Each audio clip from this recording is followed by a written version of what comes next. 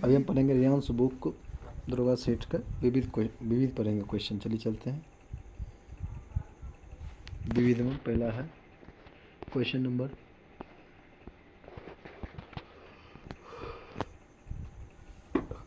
कमायनी पुस्तक के रचनाकार कौन कमायनी था? जयशंकर प्रसाद, याद रखिएगा। जयशंकर प्रसाद हिंदी कवि, नाटककार, कहानीकार, उपन्यासकार थे, निबंध लेखक भी थे। जयशंकर प्रसाद की प्रमुख रचना है चित्रधार है, कानून कुसुम है, झरना है, आंसू की लहर है, कामायनी है, प्रेम पथिक है, स्कंदगुप्त है, चंद्रगुप्त है, पुब स्वामिनी है, जन्मजय का नाग यज्ञ है, जयश्री है, अजातशत्रु है। याद रखिएगा। महादेवी वर्मा, इन्हें आधुनिक युग के मीरा के नाम से भी जाना जाता है। इसकी प्रमुख रचना यमा है, रश्मि है, दीपा है, शिखा है।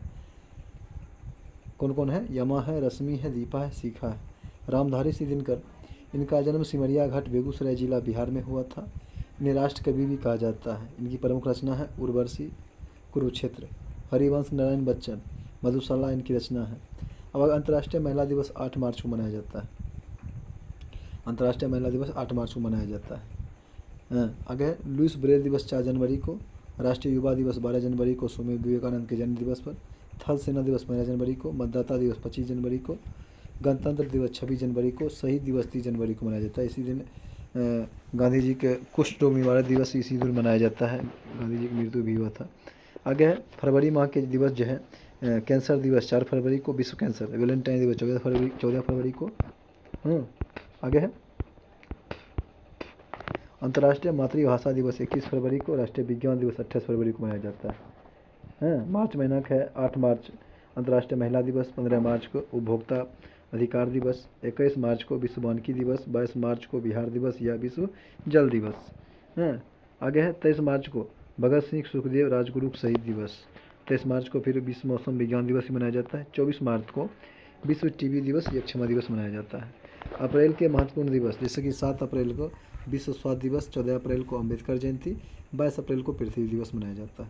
मई के महत्वपूर्ण दिवस जैसे कि 1 मई को विश्व श्रमिक लेबर डे, 3 मई को विश्व प्रेस स्वतंत्रता दिवस, 8 मई को विश्व रेड क्रॉस दिवस या राष्ट्रीय पक्षी दिवस, 21 मई को आतंकवादी विरोधी दिवस, 22 मई को जैव विविधता दिवस।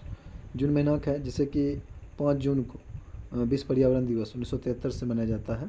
14 जून को रक्तदान दिवस, 20 जून को विश्व शरणार्थी दिवस, 21 जून को राष्ट्रीय योग दिवस, 29 जून को सांख्यिकी दिवस मनाया जाता है प्रशांत चंद्र मालवीय के जन्म दिवस पर। आगे है जुलाई के महत्वपूर्ण दिवस जैसे कि 1 जुलाई को अंतर्राष्ट्रीय बैंक दिवस, 11 जुलाई को जनसंख्या दिवस, 26 जुलाई को कारगिल विजय दिवस।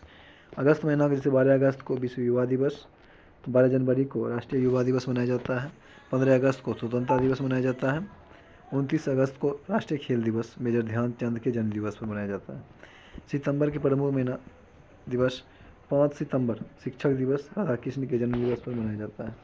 आगे चलते हैं।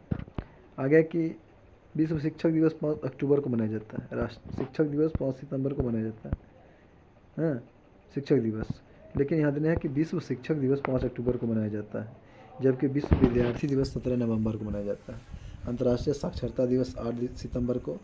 14 सितंबर को हिंदी दिवस मनाया जाता है। 16 सितंबर को ओजोन परत संरक्षण दिवस, ओजोन परत संरक्षण दिवस।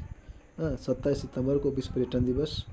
आगे की अक्टूबर के महत्वपूर्ण दिवस 2 अक्टूबर को अंतर्राष्ट्रीय अहिंसा दिवस, फिर 2 अक्टूबर को मनाया जाता है लाल बहादुर जयंती। 8 अक्टूबर को वायु सेवा दिवस। 11 अक्टूबर को जयप्रकाश जयंती। 11 अक्टूबर को जयप्रकाश जयंती। 24 अक्टूबर को संयुक्त राष्ट्र दिवस। 31 अक्टूबर को राष्ट्रीय एकता दिवस, सरदार पटेल के जन्म दिवस मनाया जाता है। नवंबर के हैं कुछ। 14 नवंबर को बाल दिवस, जवाहरलाल नेहरू के जन्म दिवस पर। 14 नवंबर को मधुमेह दिवस मनाया जाता है।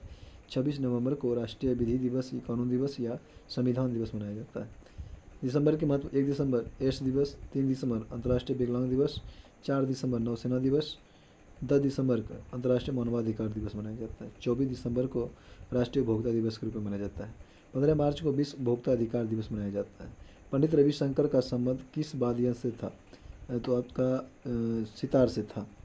पंडित रविशंकर का संबंध सितार से था। कतई रविशंकर 1920 से लेकर के 2012 तक एक भारतीय संगीतकार और सितार वादक रहे थे। इनका जन्म 7 अप्रैल 1920 को बनारस यानी कि वाराणसी में हुआ था, भारत में। इनकी मृत्यु 11 दिसंबर 1912 को सैन डियागो कैलिफोर्निया में हो गई। यह उत्तर भारतीय शास्त्रीय संगीत के विशेषज्ञ थे और भारतीय संगीत को पश्चिम में पेश करने में प्रभावशाली थे। उन्हें 1999 में भारत के सर्वोच्च नागरिक सम्मान भारत रत्न से सम्मानित किया गया था। इसको पंडित रविशंकर को। जन्म कब हुआ था? 7 अप्रैल 1920 को बनारस में। मृत्यु 11 दिसंबर 1922 को कैलिफोर्निया में हुआ था। आगे चलते हैं। आगे है पंडित रविशंकर, निखिल बनर्जी, लिकायत खान, बंदे हसन, सुखविंदर सिंह, ये सभी जो थे सितार वादक थे। जाकिर हुसैन, लतीफ़ खां, अला रखा खां, गुदई महाराज, किशन महाराज सभी तबला वादक थे। हैं आगे है पन्नालाल घोष, हरिप्रसाद चौरसिया का संबंध बांसुरी वादक से था। अमजद अली खां, अली अकबर खां, अलाउद्दीन खां, हफीज खां ये सभी सरोद वादक थे। बिस्मिल्लाह खां सनाई वादक थे। शिव कुमार शर्मा एवं भजन सुपारी संतूर वादक थे। टेलीफोन का आविष्कार किसने किया था? टेलीफोन का आविष्कार जो था ग्राहम बेल ने किया था। किसने? ग्राहम बेल ने, यानी कि अलेक्जेंडर ग्राहम बेल ने किया था। प्रमुख वाद्य यंत्र उनके आविष्कारक: दूरबीन के गैलीलियो, विद्युत बल्ब को थॉमस अल्वा एडिसन, रेडियो को मार्कोनी, टेलीफोन को अलेक्जेंडर ग्राहम बेल, विद्युत बल्ब को थॉमस अल्वा एडिसन, थर्मोस्टेट को गैलीलियो, थर्मोस्कोप को गैलीलियो, रेडियो टेलीस्कोप को जी मार्कोनी। टेलीफोन में रेडियो तरंग का प्रयोग किया जाता है। रेडियो तरंग की खोज मार्कोनी ने किया था। माइक्रो तरंग की खोज हर्ट्ज ने किया था। वाफ इंजन का आविष्कार किसने किया था? जेम्स वाट ने किया था। James Watt. भाप इंजन का आविष्कार जेम्स वाट ने किया था। डायनेमो का आविष्कार माइकल फ्रेडे ने किया था। डीजल इंजन का आविष्कार रूडोल्फ डीजल ने किया था। गैस इंजन के डैमलर, गैस इंजन के डैमलर। रेफ्रिजरेटर के हो जाएगा आपका कैटलिन या हैरिसन। कौन हो जाएगा? हैरिसन या कैटलिन। कौन सी? रेफ्रिजरेटर के। लिफ्ट के FG ओटिस। लिफ्ट का आविष्कार किसने किया था? FG Otis. थर्मस या फ्लास्क डीवार, थर्मस या फ्लास्क डीवार। पैराशूट के LG गार्जियन, LG गार्जियन किया था। किसका? पैराशूट का। आगे चलते हैं। अब आगे आपका कि मोबाइल सेल फोन के काम करने के लिए कौन सा आवश्यक है? हो जाएगा आपका सभी होना चाहिए, यानी काम करने के अनुकूल हेडसेट होना चाहिए, सेवा प्रदाता होना चाहिए, नेटवर्क सिम कार्ड होना चाहिए। आगे कि कौन सा पर्सनल कंप्यूटर के कुंजी पटल की कुंजी परंपरागत टाइपराइटर में उपलब्ध नहीं होता है, तो बैक स्पेस नहीं होता है, बाकी बात टैब होता है, स्पेस बार होता है, एंटर होता है। अब आगे आपका कौन सा शब्द इंटरनेट प्रणाली से संबंधित है? हो जाएगा आपका HTTP, www और ईमेल सभी। आगे चलते हैं। PSLV का संक्षिप्त होता है polar satellite launch vehicles. PSLV का फुल फॉर्म होता है। PSLV के द्वारा ध्रुवीय उपग्रहों को अंतरिक्ष में स्थापित किया जाता है। GSLV जियो सेक्रोनस लॉन्च व्हीकल होता है। ध्यानचंद किस खेल संबंधित था? हॉकी के जादूगर थे, हॉकी खेल संबंधित थे। राष्ट्रीय प्रमुख खिलाड़ी, जैसे कि मेजर ध्यानचंद का जन्म 29 अगस्त को राष्ट्रीय खेल दिवस के रूप में मनाया जाता है। ध्यानचंद हॉकी से संबंधित खिलाड़ी थे।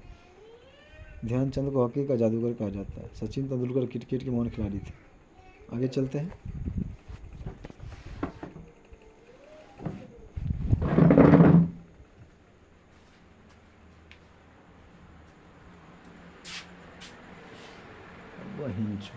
पागल। आगे है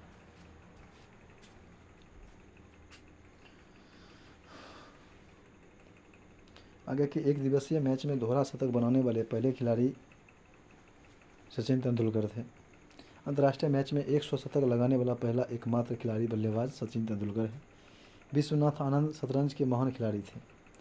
कहता है कि सरदार सिंह हॉकी खेल से संबंधित थे। जसबीर सिंह कबड्डी खेल से संबंधित थे। नीरज चोपड़ा का संबंध भाला फेंक प्रतियोगिता से। आगे चलते हैं। आगे कि ट्राई ब्रेकर शब्द किस खेल से संबंधित है? ट्राई ब्रेकर संबंधित है B और C दोनों, यानी कि फुटबॉल और हॉकी दोनों से। आगे की फुटबॉल से संबंधित शब्दावली है सेंटर है, पेलांट्री है, पेलांट्री किक है, ट्राई ब्रेकर है, स्वीपर है, हेड बॉल है, फॉल्ट है, फॉल्ट थ्रो है, इन स्ट्राइकर हैं आदि। हॉकी से संबंधित शब्दावली है penalty, stroke, scoop, referee, roller on है, पुश इन है, शूटिंग है, पेनाल्टी है, ट्राई ब्रेकर आदि है। आगे की टेनिस से संबंधित शब्दावली है love, out, tie breaker, half volley fault, smash, deuce, band, slam आदि। नेताजी सुभाष चंद्र बोस अंतर्राष्ट्रीय खेल संस्थान कहाँ है? हो जाएगा पटियाला में। आगे कि देश में व्यवस्थित और वैज्ञानिक खेल कोचिंग के युग की शुरुआत करने के लिए 7 मई 1961 को राष्ट्रीय खेल संस्थान का उद्घाटन किया गया। 1973 में संस्थानों को नेताजी सुभाष चंद्र बोस की स्मृति में समर्पित किया गया। 1987 में SAI और SNIFS के विलय के बाद संस्थान भारतीय खेल प्राधिकरण का अकादमिक विंग बन गया। इसे एशिया का प्रमुख खेल संस्थान माना जाता है। यह संस्थान मोती बाग पैलेस पटियाला पंजाब में है। अब कहता है क्रिकेट से संबंधित प्रमुख स्टेडियम व उनके संस्थान, जैसे कि किनन स्टेडियम जमशेदपुर में है, ग्रीन पार्क स्टेडियम कानपुर में, ईडन गार्डन नेताजी कोलकाता में है। आगे की कहता है कि ब्रेबॉर्न स्टेडियम मुंबई में है, वानखेड़े स्टेडियम मुंबई में। आगे चलते हैं, आगे है आपका फिरोज शाह कोटला स्टेडियम, अरुण जेटली स्टेडियम सब कहाँ है? दिल्ली में। चिपक स्टेडियम चेन्नई में, चौसे में। आगे की जसपाल राणा का नाम किस खेल से संबंधित है? तो जगह पर निशानेबाजी से हैं। जसपाल राणा का संबंध निशानेबाजी से संबंधित है। कर्णम मल्लेश्वरी भारत की महान भारोत्तोलक खिलाड़ी हैं। PV सिंधु भारत की महिला बैडमिंटन खिलाड़ी हैं। दीपिका कुमारी या भारतीय महिला शतरंज खिलाड़ी हैं। आगे वेलिंगटन कप का संबंध क्रिकेट से हॉकी से। किसे है? हॉकी से, याद रखिएगा, हॉकी से। Beighton cup, Aga Khan cup, Rangaswamy cup, Begum Rasool trophy, Maharaja Ranjit Singh gold cup आदि हॉकी से संबंधित है। Durand cup, Santosh trophy, Subroto Mukherjee cup, Merdeka cup, Nehru cup आदि फुटबॉल से संबंधित है। देखो हीरो कप भी होता है, फुटबॉल से संबंधित है। अब आगे की Irani trophy, Ranji trophy, Dilip trophy, champion trophy इत्यादि क्रिकेट से संबंधित है। वेलिंगटन ट्रॉफी का संबंध नौकायन प्रतियोगिता से। टेबल टेनिस का टेबल टेनिस का कॉर्बिलोन कप महिलाओं का और स्वेथलिंग कप पुरुष से का विश्व कप है। आगे है प्रथम ओलंपिक खेल कहाँ हुआ था? एथेंस में हुआ था, यूनान में। आगे चलते हैं।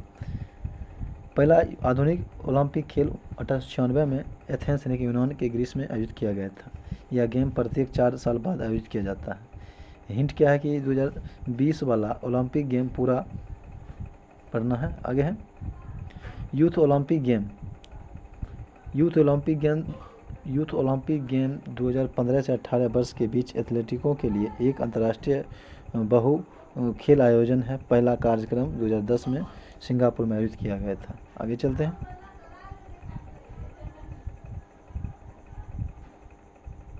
आगे की किस महान खिलाड़ी ने एक ओलंपिक खेल में स्वर्ण संपूर्ण 10 अंक प्राप्त किए थे? वो था आपका कोमानेसी। कौन था? कोमानेसी। उन्होंने मॉन्ट्रियल ओलंपिक में एक पूर्ण 10 स्कोर लिया था। उनका जन्म रोमानिया में हुआ था और उन्हें ओलंपिक में सोवियत संघ का प्रतिनिधित्व किया गया था। माइकल फेल्प्स एक अमेरिकी की तैराकी हैं। उन्होंने 23 ओलंपिक स्वर्ण पदक जीते हैं। कौन? Michael Phelps. किसी भी ओलंपिक खिलाड़ी की तुलना में यह सबसे ज़्यादा है माइकल फेल्प्स के 23 को। उन्होंने अपना पहला ओलंपिक स्वर्ण पदक एथेंस 2004 में जीता था। अभिनव बिंद्रा ने ओलंपिक में स्वर्ण पदक कब जीता था? अभिनव बिंद्रा का संबंध कुश्ती शूटिंग से। किससे? शूटिंग से। आगे की ये 10 मीटर एयर राइफल्स कार्यक्रम में विश्व और ओलंपिक चैंपियन हैं। आगे की राइफल्स कार्यक्रम निशानेबाजी या शूटिंग के अंतर्गत आती है। इन्होंने वर्ष 2008 में बीजिंग ओलंपिक खेलों के आयोजन में 10 मीटर एयर राइफल्स में स्वर्ण पदक जीतकर ओलंपिक खेलों में व्यक्तिगत स्वर्ण पदक जीतने वाला पहले भारतीय बने थे। यह 1980 के बाद से भारत का पहला स्वर्ण पदक विजेता है। 1980 में पुरुष की फील्ड हॉकी टीम ने अंतिम बार स्वर्ण पदक जीता था। कौन? हॉकी टीम ने। आगे कि किसी भारतीय द्वारा एक क्रिकेट टेस्ट मैच में सर्वाधिक विकेट का रिकॉर्ड किया गया है, वो हो जाएगा आपका हरभजन सिंह। क्या हो जाएगा?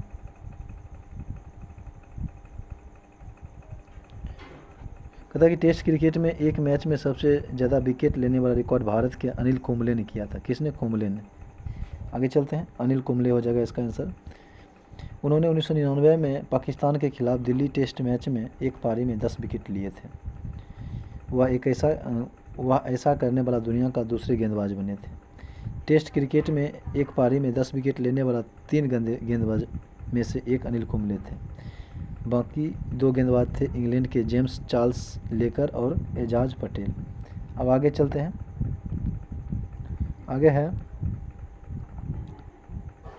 आगे की टेस्ट क्रिकेट में एक पारी में सभी 10 विकेट लेने वाले पहले गेंदबाज इंग्लैंड के ऑफ स्पिनर जिम लेकर थे। कौन थे? जिम लेकर। जिम लेकर ने 1956 में ऑस्ट्रेलिया के खिलाफ मैनचेस्टर टेस्ट में पारी के सभी 10 विकेट लिए थे। टेस्ट क्रिकेट में सबसे ज़्यादा विकेट लेने वाले गेंदबाज मुथैया मुरलीधरन हैं, जो श्रीलंका से हैं, विकेट लिए थे, 800 विकेट लिए हैं। शेन वार्न जो ऑस्ट्रेलिया के हैं, 708 विकेट लिए हैं। जेम्स एडरसन जो इंग्लैंड के हैं, 688 विकेट लिए हैं। अनिल कुंबले भारत के हैं, जो 619 विकेट लिए हैं। विश्व की सबसे ऊंची इमारत कहाँ है? तो हो जाएगा आपका ये अमेरिका दुबई में। कहाँ है? दुबई में। दुबई यूनाइटेड अरब अमीरात में स्थित बुर्ज खलीफा है विश्व की सबसे ऊंची इमारत। कौन? बुर्ज खलीफा। कहाँ है? दुबई में। लगभग 828 मीटर का। स्टैचू ऑफ लिबर्टी न्यूयॉर्क में, मतलब अमेरिका में। Statue of unity Gujarat Bharat में सरदार पटेल का प्रतिमा है, unity. Statue of equality Telangana में, संत रामानुजा का प्रतिमा है। विश्व का सबसे बड़ा पुस्तकालय कहाँ है? तो ऑक्सफोर्ड पुस्तकालय वाशिंगटन में। कहाँ है? वाशिंगटन में। दुनिया का सबसे बड़ा पुस्तकालय अमेरिका के वाशिंगटन डीसी में। इनका नाम लाइब्रेरी ऑफ कांग्रेस है। इस पुस्तकालय में 6.2 करोड़ किताबें हैं। आगे की मेरी कॉम किस खेल से संबंधित है? मुक्केबाजी से, बॉक्सिंग से। आगे की चुंगनेई चेंग मेरी कॉम मांगटे, जिन्हें मेरी कॉम के नाम से भी जाना जाता है। मेरी कॉम का पूरा नाम क्या है? चुंगनेई जेंग मेरी कॉम मांगटे। कहता है कि चुंगनेई जेंग मेरी कॉम मांगटे है पूरा नाम, मेरी कॉम। ये एक भारतीय ओलंपिक मुक्केबाज हैं। इनका जन्म 24 नवंबर 1982 को मणिपुर में हुआ था। मेरी कॉम को 24 नवंबर 1982 को मणिपुर में हुआ था। यह 6 बार की विश्व एमेच्योर मुक्केबाजी चैंपियन हैं और 7 बार जो है 7 विश्व चैंपियनशिप है। एकमात्र महिला मुक्केबाज है। वर्ष 2012 में ग्रीष्मकालीन ओलंपिक के लिए क्वालिफाई करने वाली एकमात्र भारतीय महिला मुक्केबाज भी है, जहां उन्हें कांस्य पदक जीता था। आगे चलते हैं।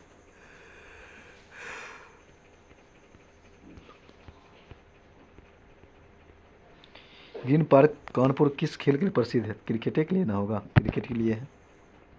कहते हैं जिम मिल्खा सिंह किस खेल संबंधित था? मिल्खा सिंह गोल्फ खेल संबंधित था। जिम मिल्खा सिंह भारत के पहले प्रोफेशनल गोल्फर थे। वे मिल्खा फ्लाइंग सिंह नाम से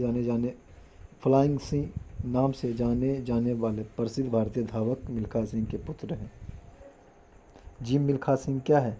एक गोल्फ खिलाड़ी हैं और फ्लाइंग सिंह के नाम से जो मिल्खा सिंह जाना जाता है उनका पुत्र है। आगे है श्रीलंका का मुद्रा का नाम जो है ना कहते हैं रूपी है। श्रीलंका की मुद्रा का नाम रूपी है, याद रखिएगा। श्रीलंका के आधिकारिक मुद्रा श्रीलंकाई रुपया है। रियाल या सऊदी अरब देश के मुद्रा का नाम है। क्यात म्यांमार की मुद्रा का नाम है। क्यात अमेरिका की डॉलर है। संयुक्त अमेरिका की मुद्रा डॉलर है। कहता है कि रोमिनबी या युआन चीन की मुद्रा है। रोमिनबी या युआन,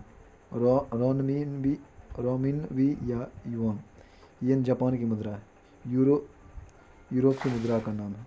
कहता है कि एक क्रिकेट के PNR में P किसके लिए आता है? प्रोविजन पैसेंजर के लिए आता है।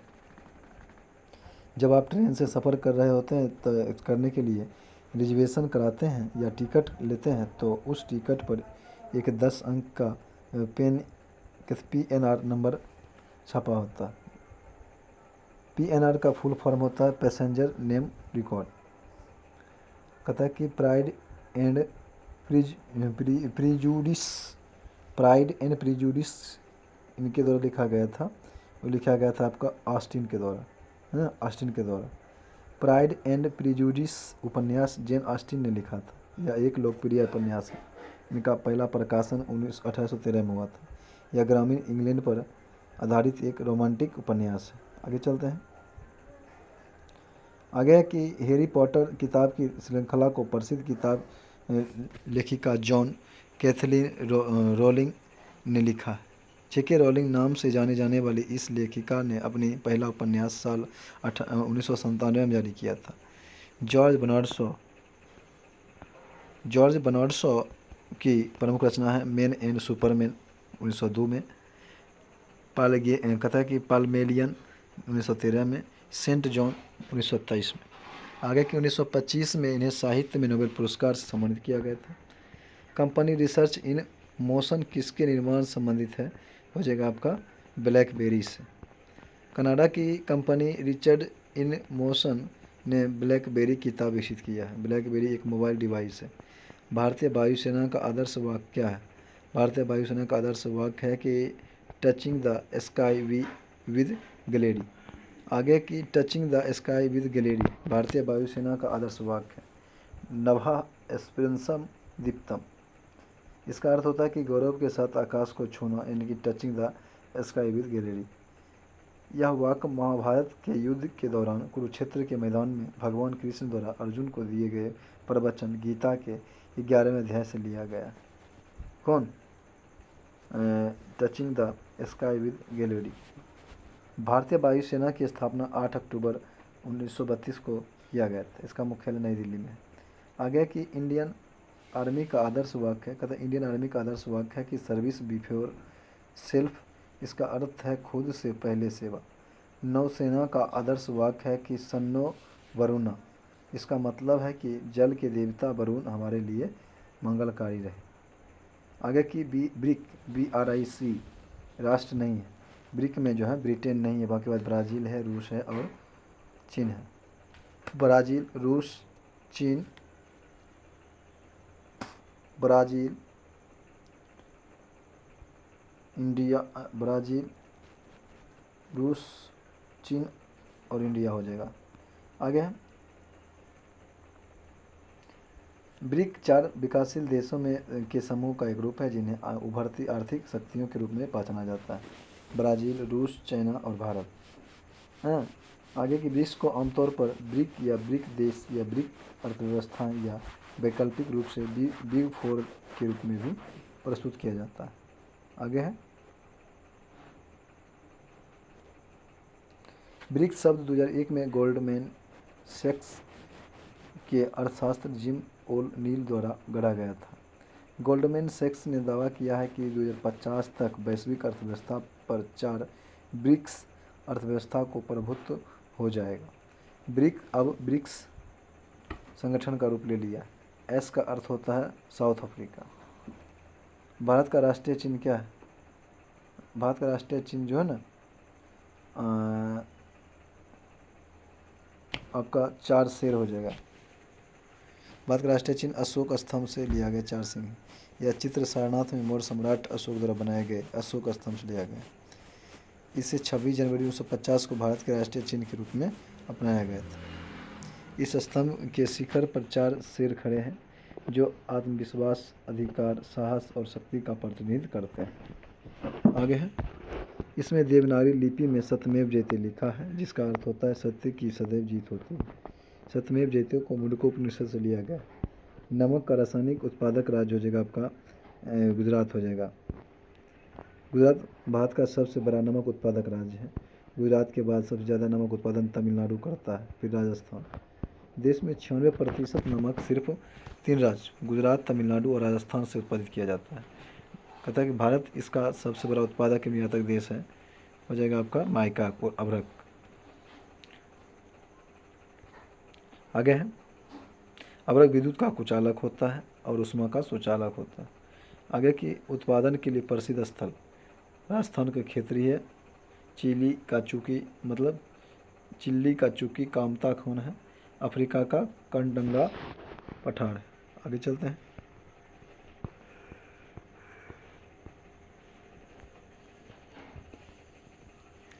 आगे कि भारत में रेलवे स्टेशन की लगभग संख्या कितनी है, तो 7,000 के आसपास, 7,000।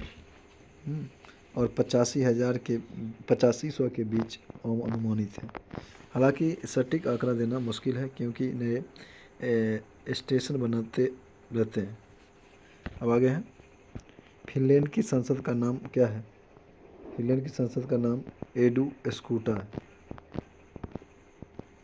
भारत के संसद, Britain parliament, America Congress, Australia का पार्लियामेंट, कनाडा का पार्लियामेंट, डेनमार्क का फोल्केटिंग, स्वीडन का रिक्सडॉग, नॉर्वे का स्टोटिंग, स्विट्जरलैंड का फेडरल असेंबली, फ्रांस का नेशनल असेंबली, मिस्र का नेशनल असेंबली, पाकिस्तान का नेशनल असेंबली और रूस का ड्यूमा, नेपाल का राष्ट्रीय पंचायत, नेपाल का राष्ट्रीय पंचायत, बांग्लादेश का जातीय संसद, ईरान का मजलिस, इजराइल का नेसेट, जापान का डाइट, चीन का नेशनल पीपल्स कांग्रेस।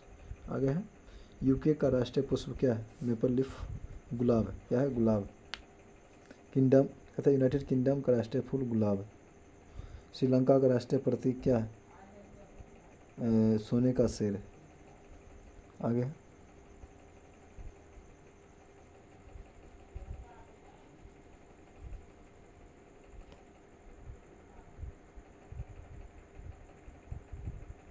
आगे है, श्रीलंका का राष्ट्रीय प्रतीक सोने का शेर है। यह शेर अपने दाहिने अग्रभाग में तलवार लिए हुए, जिसे सिंह ध्वज भी कहा जाता है।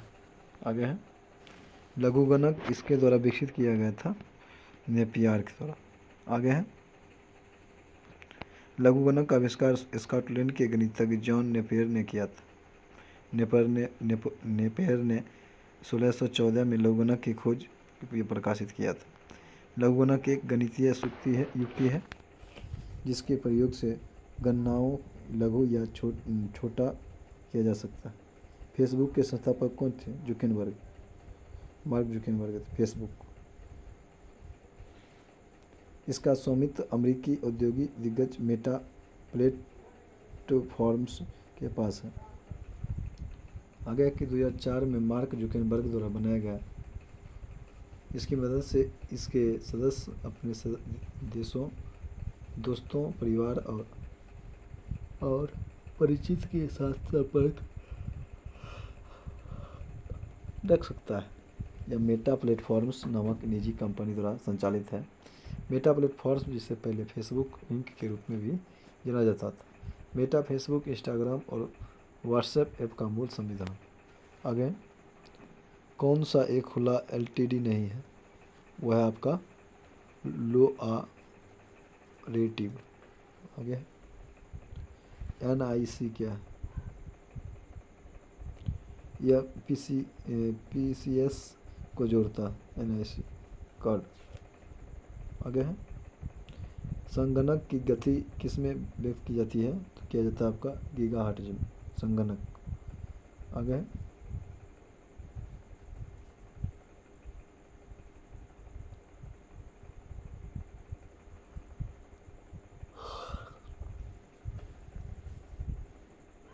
कंप्यूटर के प्रोसेसर की गति को गीगाबाइट्स या GHz भी कहते हैं। आगे है, बस आधी यहीं तक।